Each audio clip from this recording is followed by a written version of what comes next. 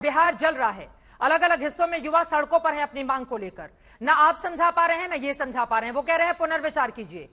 तैयार होगी सरकार इसके लिए? राज्यवर्धन जी, पुनर्विचार कीजिए। मैं तो अभिलंबित बात कर रहा हूं, अभिलंब पुनर्विचार। पुनर्विचार से आगे भी बढ़ेंगे। एक लाइन, पुनर्विचार में क्या करें, फुल टाइम का देश क्या करें, ये सलाह तो आपको ही देनी पड़ेगी ना माधव जी। आप बोलिएगा, जरा सोच लीजिए माधव आनंद जी। लेकिन राज्यवर्धन जी, पुनर्विचार करेंगे, आप क्या समझे पुनर्विचार से? करेगी क्या सरकार? देखिए, इस योजना के ऊपर लगातार पिछले 2 साल से इसके ऊपर गहन चिंतन हुआ है। भारतीय सशस्त्र सेनाओं ने इसके ऊपर चिंतन करा है, एक्सपर्ट से बात करी है। और ऐसा नहीं है कि ये पहली बार कोई अजूबी एक योजना लेकर आ रही है सिर्फ भारत के अंदर, ये दूसरे देशों के अंदर सफल प्रयोग हुआ है। अब 2 बड़ी मुश्किलें थी भारतीय सेना के पास, आर्म्ड फोर्सेस के सामने।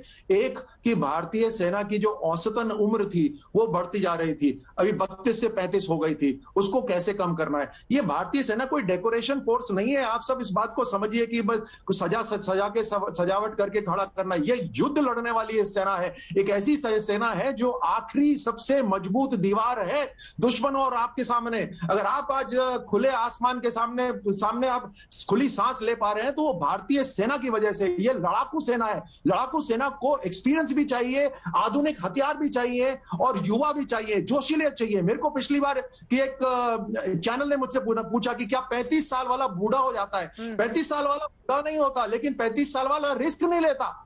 आपको रिस्क लेने वाले लोग चाहिए, आपको जाबाज लोग चाहिए, ऐसा कॉम्बिनेशन चाहिए। इस बात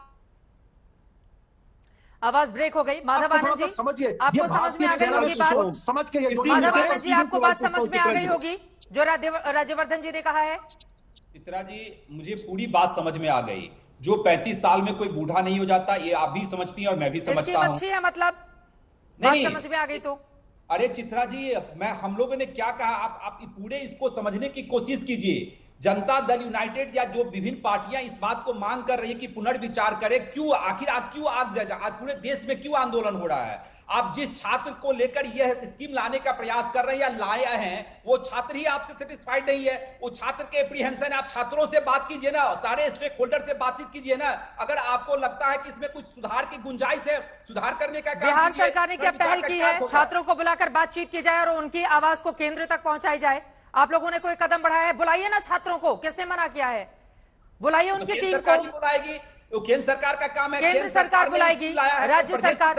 इसी से अभी आप कह रहे थे ना कोई तकरार नहीं है।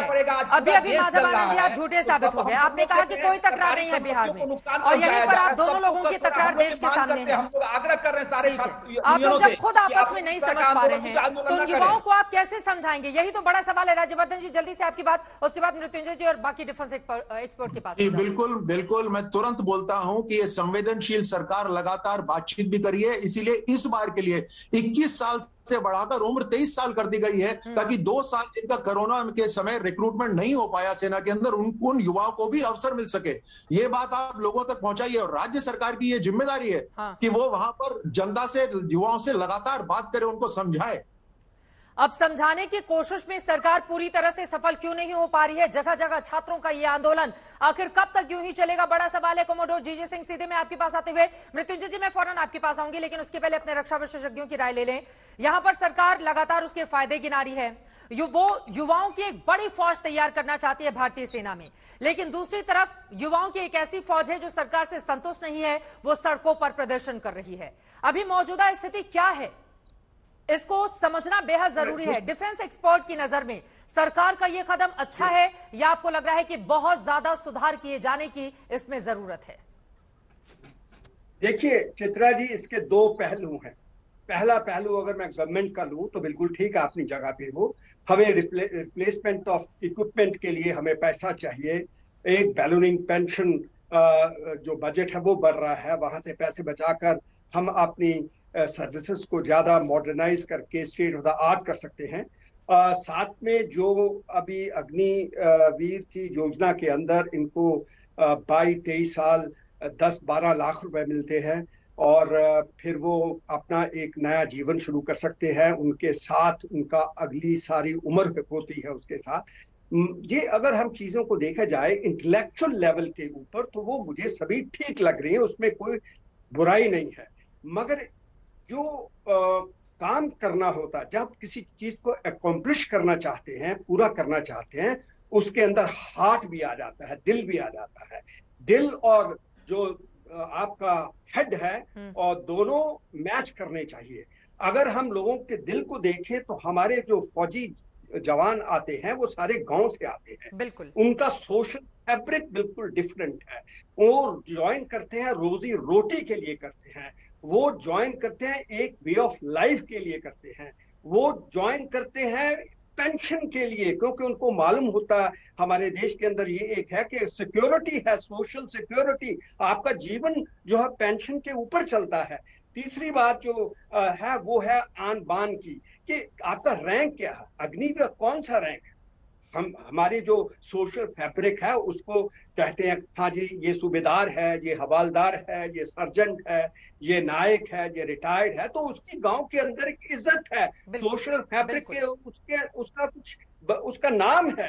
ये सब चीजें जो हैं ये इसमें मिसिंग है। अगर कल अग्निवीर कोई शहादत दे देता है, कोई टेररिस्ट अटैक में मारा जाता है, तो फिर मुझे आप बताएं उसको 10-12 लाख देकर आप उसको छोड़ देंगे?